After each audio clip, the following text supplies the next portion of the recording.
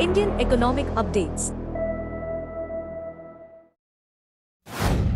India's core sector output grew by 2% in September, recovering from a 42-month low of 1.6% in August.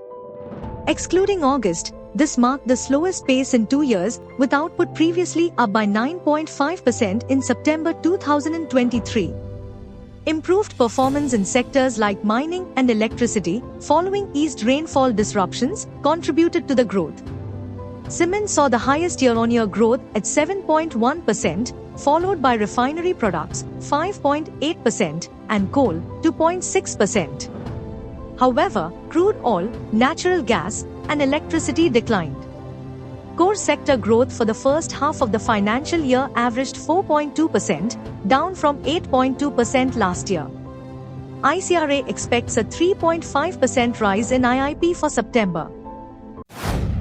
The festive season has provided a boost to India's economy, with data suggesting improved consumer sentiment. GST collections rose 8.9% in October to 1.87 lakh rupees crore after record lows in September.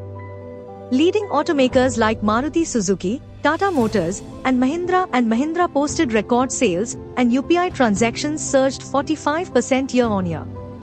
Demand for the Rural Employment Scheme fell for the 12th consecutive month, suggesting alternative job availability. Data showed a 2% increase in core sector output in September, rebounding from a 42-month low in August. Petrol and jet fuel sales grew 8% in October, while diesel sales remained stagnant. Analysts highlight stronger government spending and better agricultural output due to a good monsoon. However, risks remain from high food inflation, geopolitical tensions, and recent stock market declines. RBI Governor Shaktikanta Das said Wednesday that India's economic activity remains robust but warned October inflation may exceed September's 5.5%, dampening chances of a December rate cut. Das highlighted India's strengthening economic ties with the US, regardless of leadership, and assured the economy's resilience to global impacts. He noted mixed economic data, with positive indicators like GST collections, toll revenues, and auto sales offsetting weaker urban FMCG consumption.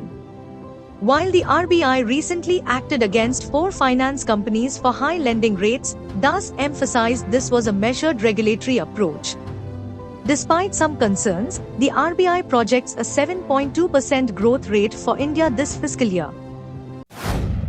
Apple set another revenue record in India in the September quarter, driven by strong iPhone and iPad sales amid growing demand for premium smartphones. CEO Tim Cook highlighted India's role in Apple's record global earnings of $95 billion, marking a 6% year-on-year rise.